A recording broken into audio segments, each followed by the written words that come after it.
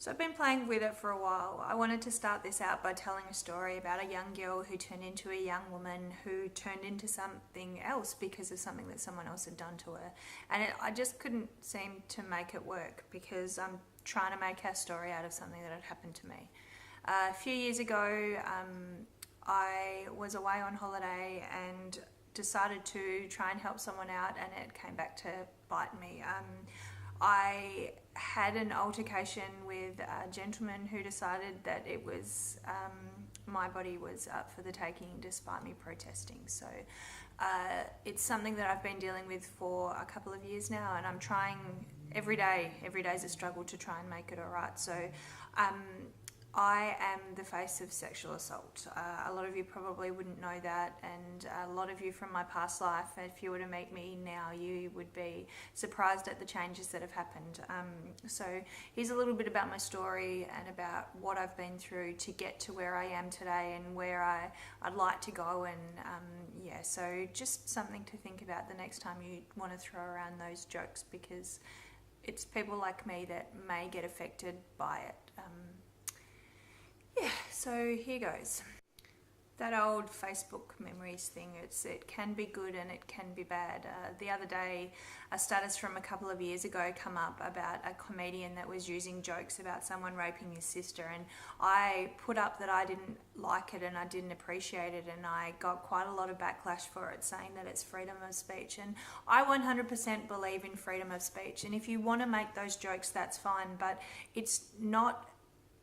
it's a crime that affects people. It changes everything that people do. I used to be a really confident, outgoing, friendly person, and I am starting to get back to that, but it's taken me a really long time to get here.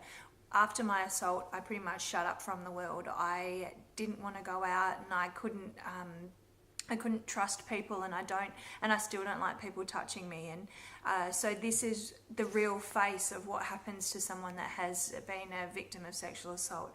I can't actually even really say the word without my stomach turning. I don't know, it's maybe a psychological thing that the word makes everything that has happened really real. And so if I ever ask you not to say that word, this is the reason why. So please don't get offended. I'm really trying not to be offended by what you say, and I do understand that it is a joke, but it's hard because it's something that I have to relive every day, and I have nightmares about it, and I wake up screaming because it affects me. I've had years of counselling, and sometimes it doesn't get better.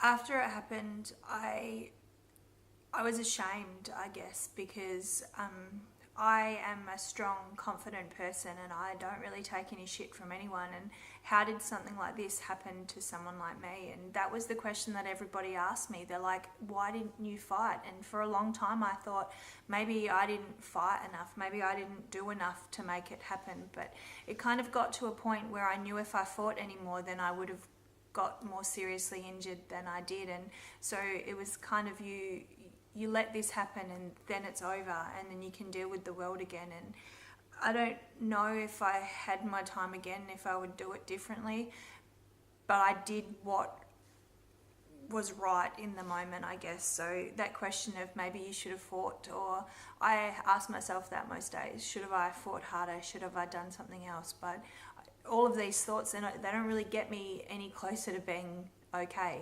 It is what it is, and I can't really change that now. So why didn't I fight? I did, just so everybody knows, I did. This event changed everything for me. I find it really hard to trust people now, and I don't like people in my space, and trying to have a relationship, as you can imagine, is pretty difficult. It's a conversation that I've had to have with a couple of people, and the look in their eyes when I tell them, it breaks my heart over again. I feel maybe worse for them than I do for me.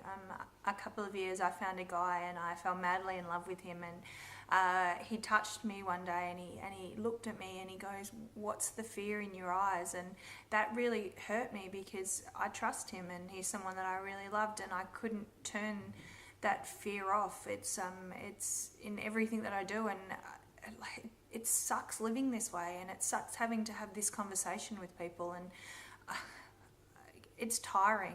Sometimes it's really tiring. So everyone makes these jokes about me being this sexual being, and one time I was, but I don't really feel like that anymore. So yeah, maybe things aren't exactly how we see them to be.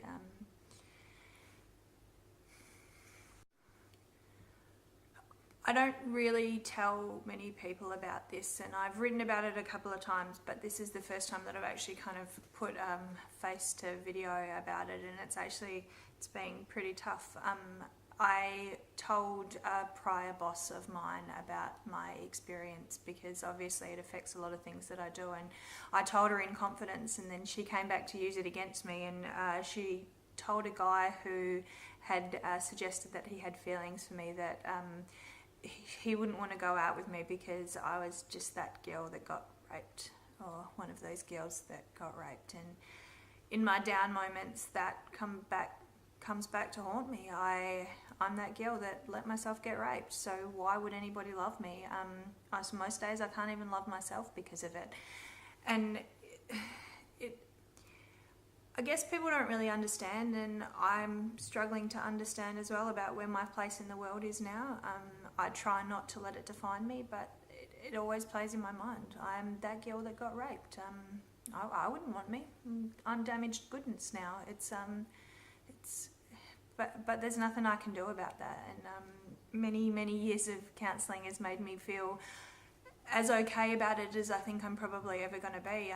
It just is something that's always in the back of my mind, and I'm trying to move past it. I think maybe I need to have a good relationship, someone that cares about me and loves me and gives me the space that I need, but that hasn't happened yet. So maybe one day it will, and maybe that's just the final little piece that I need to make this okay. But until then, I'm trying. And if I don't want you to touch me, or if you look at me and I've got fear, it's just know that it's not you.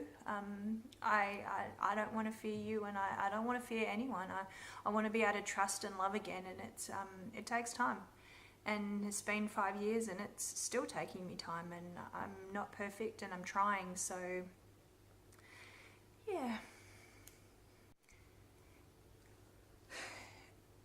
It happened about 6 months before I moved to Melbourne, and it was a big catalyst in my decision to move here. I needed to be somebody else. I needed a chance to be by myself and create new memories, because when I got back to Perth after it happened, everything was kind of tied into that, and that was scary, and that was hard. So I needed to come here and create myself, and I wish that sometimes the people that are here could see me when I was the person that I was before this. But I'm trying, and I hope that you guys have been, I don't know, not the word fooled. Fooled's probably not the way to think about it, but yeah, the person who I was and the person who I am now is different, but I think I'm getting slowly back to who it was. It's most of the times it's something that happened to a girl in the past, someone that kind of wasn't me. So yeah, I'm proud of how far I've come, and obviously I've still got a long way to go, but it's every day you make that one step further, that one step closer to being back to the normal you. And it's about trust and love and trying to get my confidence back, and I'm going to do it. Like, I 100% believe that I can do this, and yeah, so thank you everyone for supporting me and understanding and being as cool as you are without actually knowing how much of a big deal it is for me. So I really appreciate you all. Thanks. So I don't know if that meant anything to anyone, or if it was just an opportunity for me to spew out some thoughts that I've been having lately. But if I can just have one request, it's just to think about the jokes that you make. And yeah, it may be funny, or you may think that the word's harmless, but to people like me, it's kind of not. So I believe in freedom of speech, and if anyone would like to talk about anything that has been said in this video, or if you are struggling, you can come to me. I'm not afraid to talk about it. I am happy to be here for anyone else that needs it. Thank you very much for listening. This was really hard. It's really hard to open up your soul and let kind of people in, but here we go. So with love and something's Miss K. Also, P.S. I'm really sorry about the fading light. I took too long trying to record this story that I had written here that I lost all my light. So I'm really sorry. Thanks for bearing with me. And I've got some works for funny ones up next, so keep your eyes peeled. Sorry if this was all too real. Thanks.